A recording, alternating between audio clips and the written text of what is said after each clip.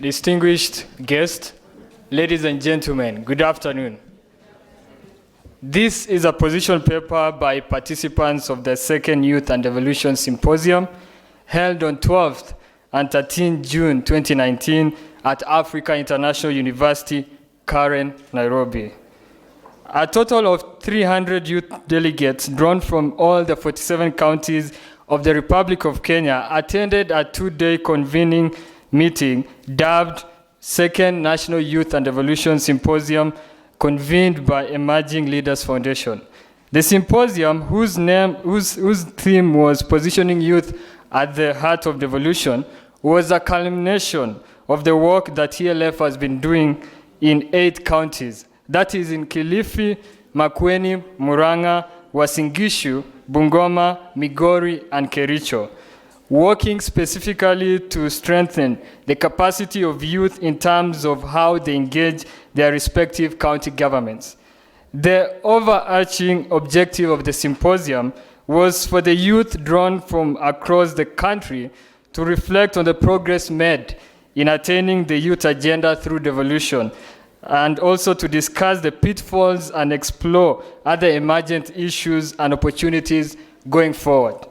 Overall, the participants noted that, 1, Kenya has an enabling policy, legal, institutional, and constitutional framework that provides opportunities for realization and implementation of the youth agenda in a manner that fulfills their aspirations. However, all these opportunities are impeded by the rampant corruption and wanton theft of public resources in both the county and national level. 2, Emerging Leaders Foundation, together with other significant youth-serving organizations in the non-state actors group, have played a significant role in supporting youth initiatives, giving prominence to the youth agenda, inculcating regard to the national values, and enabling youth to realize socio-economic and political aspirations. 3, devolution remains a pivotal platform on which youth can prosecute their agenda in a manner that is constructive, progressive, and sustainable. 4, statutory periodic elections offer an important opportunity for youth to access positions of power and exert their influence in championing youth-related issues, both at the national and county assemblies. 5, the access to government procurement opportunities, that is AGPO, program, if implemented as it should, is a progressive intervention for socio-economic empowerment of youth in the country. 6, depression and extreme gambling among the youth are the emerging vices in the country that need urgent government action at both the national and county level. Going forward, the delegates agreed that, 1, devolution is still a work in progress, with multiple loopholes both in law and implementation. Its success is hinged in part on robust public participation, especially from youths. 2, the national government's Big Four agenda offers a defined avenue through which youths can depend their participation in devolution, especially in view of the ongoing plans to align these 4 sectors, that is manufacturing, job creation, universal health care, and affordable housing. With the development of plans of the devolved units, politics and hero leadership has taken undue status in the country. Political competition has also taken precedence in over-development planning. That is 3. 4, oversight in the county governments has been marred with multi-layered conflicts of interest by players. 5, optimal realization of the public participation will depend on synergies which youth must forge at the county level to consolidate their agenda, expand their platform, and amplify their voice as a united front. Finally, The delegates recommended that, 1, for effective promotion of youth development projects, county governments in partnership with all stakeholders should make deliberate efforts to develop youth-centered development programs informed by an all-inclusive consultative process.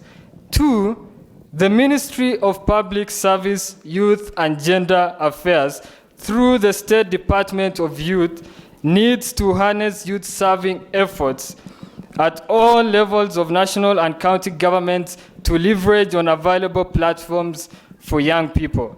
This can be achieved through an interagency for information sharing and program coordination.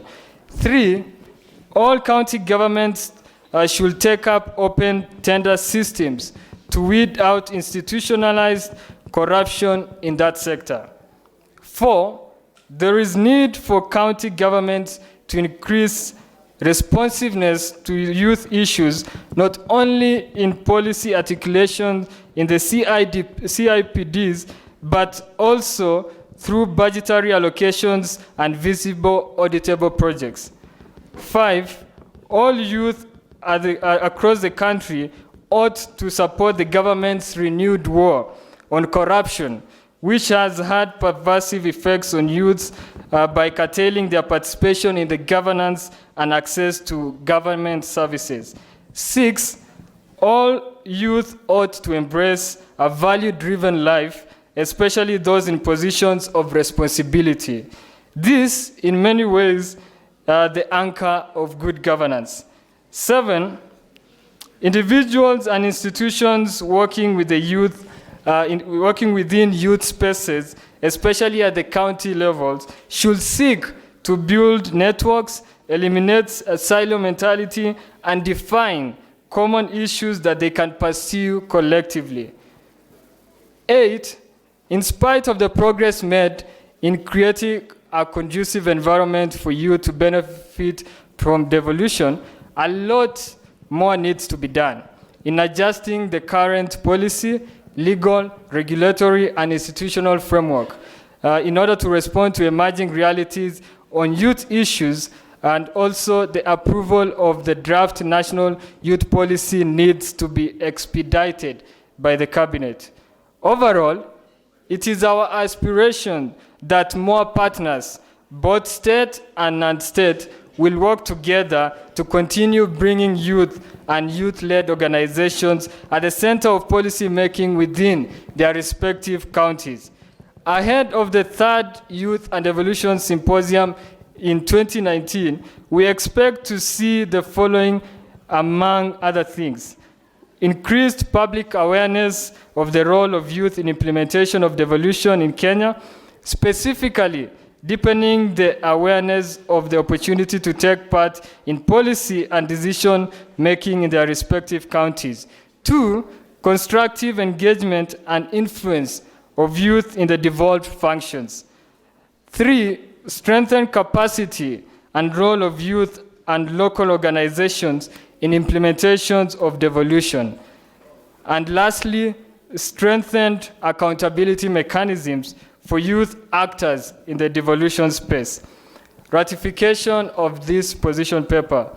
The participants unanimously agreed with the contents of this position paper, and by motion, the following 2 delegates ratified it on behalf of other participants. 1, Ms. Winnie Mukosi, Delegate Makueni County, and 2, Mr. Ken Ruto, Delegate Uasin Gishu County. Thank you very much.